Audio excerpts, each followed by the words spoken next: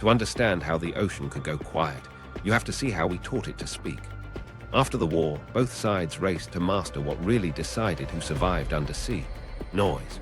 Submarines weren't just steel tubes. They were orchestras of pumps, reduction gears, propellers, and coolant loops, each playing a pattern. If you could hear the pattern far enough away, you didn't need to chase. You could wait. The Navy's answer began with a simple, brutal insight about water: low sounds travel. Engineers and oceanographers mapped a highway of pressure and temperature, the deep sound channel, where certain frequencies slid for hundreds of miles with barely a whisper of loss. The plan was audacious in its simplicity. Put long lines of hydrophones where that channel lay, wire them back to shore, and let trained ears pull out order from the noise. Secret name: SOSUS. Public story: Ocean Research. The shore stations were bland NAVFACs, where sailors in no-rank coveralls watched paper scrolls crawl with ink. On those scrolls, a submarine wasn't a silhouette. It was a ladder of narrowband tonals, those precise singing lines that came off shafts and turbines at fixed ratios. Watchstanders learned those ladders like radio DJs know voices. A certain beat in the prop, that's an early November class. A wobble at the third harmonic, blade nick. A steady, high-frequency hiss, that pump's bearing is going. The best could tell class, sometimes even hull, with a glance. The work was monotonous until it was. Compartmentalization kept the wall strong. An operator at Centerville Beach saw bearings and gram-writers. A maintainer at Eleuthera saw cables and amplifiers. Analysts at the fleet centers fused bearings from Iceland, Wales, Barbados, and beyond into positions and movement histories. Very few had the full map. Fewer still knew the precise sensitivity thresholds of the arrays, the decibel levels and frequency bands that meant the difference between a ghost and a fix. That secrecy was armor, but it was also a blindfold. If you don't know what your system can't do, you also don't know how it can be beaten. As the arrays matured, confidence grew. The GIUK gap became a toll booth. Soviet boats fed into predictable lanes, patrol craft blown south by weather into currents, missile subs staging into bastions, attack boats doing screen duty. We learned their habits. Transit windows tightened until you could put a coffee cup down on the plotting board and call the time they'd cross a bearing line. The ocean started to feel like a city with bus routes. Behind the glass, the human element carried the load. Junior sailors learned the ritual: fresh paper, clean stylus, ink flowing just right. They joked about whales, the Jezebel monster that turned out to be a blue whale's song. But their shorthand for the Soviets was dry and hard: contacts, bearings, fades. A petty officer would point at a smudge and say, "That's him, he's tired," because a captain late on schedule might be pushing his reactor to make up time, and that push had a sound. This was a world where emotion hid inside math. Meanwhile, engineers chased every decibel. Longer arrays, tighter filters, beamforming that could slice the ocean into pencils of listening.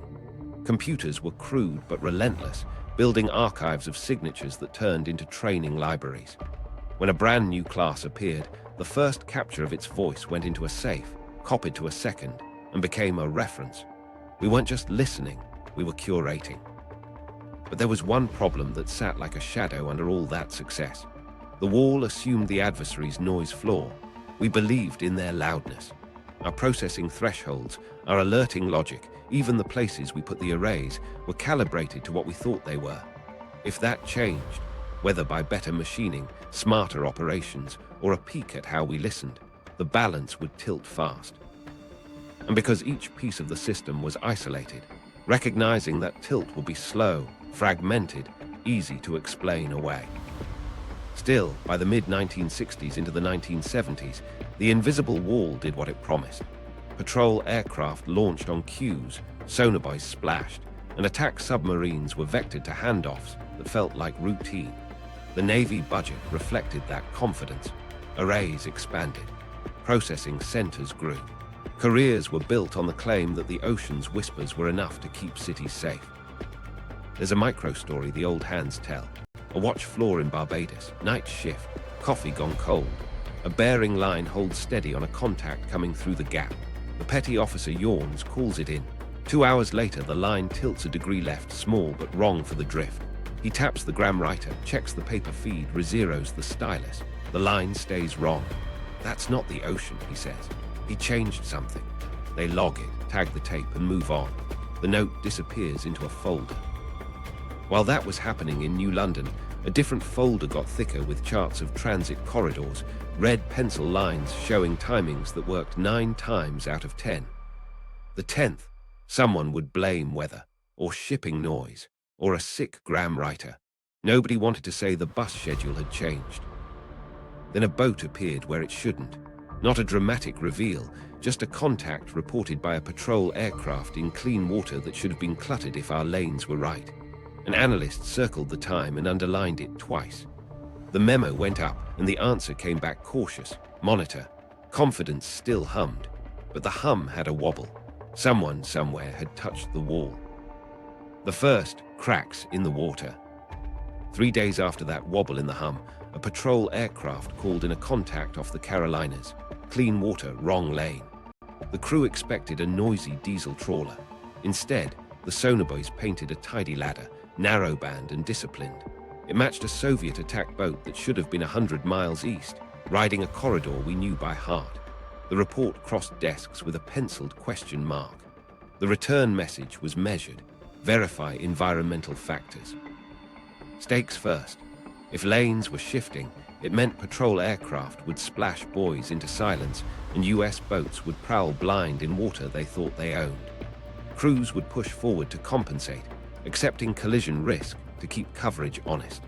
Families would wait longer for word from deployments that were supposed to be predictable. The invisible wall only worked if the map held. On the watch floors, arguments got quiet and sharp. Oceanographers pointed to temperature inversions and a deepening thermocline. The layer moved, sound bent, one said, tapping a chart. Operators pushed back. It bent for them and not for us. A junior analyst slid a LOFAR-gram across the table. The usual fleet of machinery tones was thinner, smoother. The messy sidebands, those little burrs that made the Soviet boats feel human, were shaved down. Cleaner, he said. The word hung like a threat. Action moved to a briefing room with the blinds shut and the projector humming. A slide read, anomalous transit, GIUK deviation. Another, East Coast lane misalignment. The next one was only 4 words, possible operational adaptation. A captain in the back cleared his throat and said what no one wanted to, or compromise. Head stayed still. The briefer clicked ahead to currents and seasonal whale migrations, safer ground. Someone scribbled SOSUS thresholds in the margin of a handout and folded it into a pocket. Meanwhile, something else was happening in Norfolk. A quiet memo made the rounds. Acoustic signatures exhibit reduced modulation artifacts, potential maintenance improvements. That sounded like good news. Soviets getting better at their boats meant we were chasing a worthy adversary. But a senior civilian scrawled a line on the bottom, or they know what artifacts matter. This was the moment everything changed for the operators in Iceland. They'd been told to trust the cross-fixes. Bearings from multiple arrays should intersect cleanly if the ocean behaved. Now the intersections smeared, not enough to kill confidence, just enough to make a watchstander twitch before calling a fix. That twitch multiplied across shifts and stations. The ocean felt wrong, but wrong in a way that could be explained away at every step. A micro-story passed in whispers. A NAVFAC petty officer flagged a behavioral pivot on a boat he tracked for 3 nights, a dip into the thermal layer at precisely the bearing change point that used to be their giveaway. He wrote, "He's hiding under the layer when we expect to climb." The note got a polite acknowledgement and a request for more examples. He taped a photograph of the gram next to the coffee pot and underlined the time. 2 days later, someone took it down. At the fleet level, commanders shifted grids. Patrol arcs widened. An order came through to increase forward presence near the shelf break. The intercept rate dipped, not catastrophic, but noticeable to the people who lived in the numbers. Excuses multiplied. A storm here, a cable fault there, a maintenance window that overlapped a transit. Each sounded reasonable. Together they formed a pattern no one could name without sticking their neck out. Then a briefing labeled recap. Anomalies floated a harder line. Possible compromise of assumptions. not systems, not keys, assumptions. A colonel argued that the Soviets had achieved genuine quieting. He referenced new propeller designs and shaft mounts rumored in open-source papers. Another officer pushed his chair back and said, "If they know our thresholds, they don't need new propellers. They need discipline." The room sat with that for a beat. Nobody wrote it down. Nobody knew at the time was playing out in hallways between secure vaults. Two analysts from different commands compared notes over a vending machine coffee. One said, "My lanes are ghosting at shift change windows." The other said, "Mine too, but only when we rotate watch teams." They laughed it off, coincidence, operator variance. But later, alone at his desk, one of them pulled an old file. Compromise indicators, operational. The checklist was sparse. He checked nothing and closed the folder. Across town, a rumor surfaced with no source anyone could pin down. Not a defector, an insider. The word felt sticky in the mouth. Security told everyone to review printing logs. Supervisors glanced at after-hours access slips. A chief asked a communicator why he was doing admin work late. Their answer, retyping watch bills, was boring enough to pass. Impact built quietly. SOSUS stations reported clean lanes where historical clutter should have been. The graphs that used to look like weather now looked like a desert. Field officers started saying it out loud to each other. "They're walking around us." A classified memo, sharp, almost angry, warned, "We're measuring our own assumptions." It got filed under internal, stamped with a date, and went nowhere public.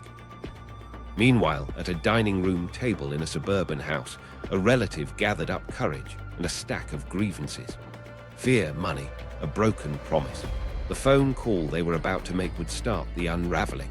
But in this moment, the fleet still told itself a story about oceans and seasons, and the man with the grocery bags was still copying. Meet the mole. He wasn't a mastermind. He was a Navy communicator with a gift for procedures and a life that leaked money. The rank said dependable. The mailbox said past due. He knew where the crypto safes were, who signed for key lists when the watch changed, and which clerks were sloppy with carbons. In uniform, he was invisible, precisely the kind of man you trust with routines. Off duty, he counted tips from a side job that didn't cover the credit cards and told himself a story about temporary. You think you know how betrayal looks, dramatic, cinematic. But wait, here's the twist. It looks like routine done slightly wrong for years. The first rationalization landed on a weekday afternoon. A code supplement photocopied for a training packet, then slid into a manila envelope that stayed in his briefcase too long. He looked at it that night like it was contraband and insurance at once. In his head, he rehearsed the phrase that would let him sleep. Nobody gets hurt by paper. He missed the second phrase forming underneath. Paper changes everything. Det made the first meeting easy. A parking lot behind a strip mall, sodium lights buzzing, a tired sedan that rolled up without headlights. The handler looked like a traveling salesman, carried a folded newspaper, and spoke in the rhythm of someone who'd practiced this 100 times. The envelope passed through a cracked window. A handshake never happened. Cash came back, small, neat, counted twice. The line was simple. Bring what helps us here less. Not more, less. He nodded without asking what that meant, because the answer was obvious if you lived inside circuits. Thresholds, timings, the bones of how we listen. Tradecraft tightened fast. No more parking lots except when staged. Dead drops under a loose brick behind a pharmacy. Grocery bags with eggs on top and a binder underneath. Coded notes in ballpoint on a postcard that mentioned a fake aunt's birthday.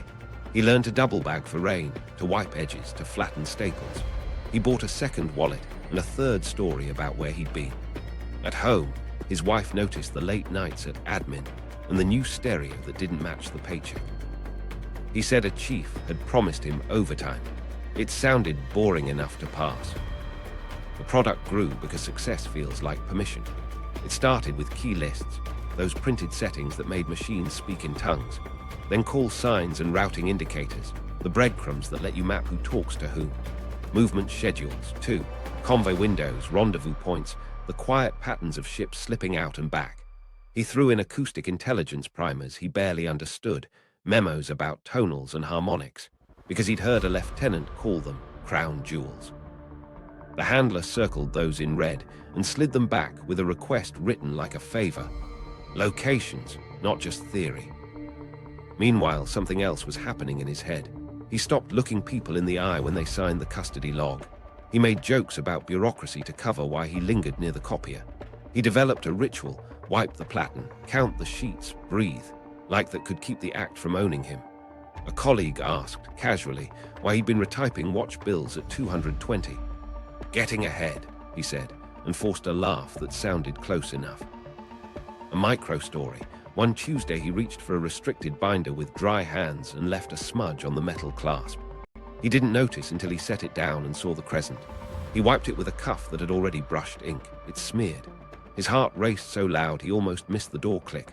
A junior petty officer poked her head in, saw the mess, and said, "Sir, you okay?" He answered with a grin that felt like cardboard. "New ink pad. It's bleeding." She nodded and backed out. He sat there 5 minutes longer, staring at the smear until it looked like an exit wound. The handler never wasted words. He praised consistency and punished risk.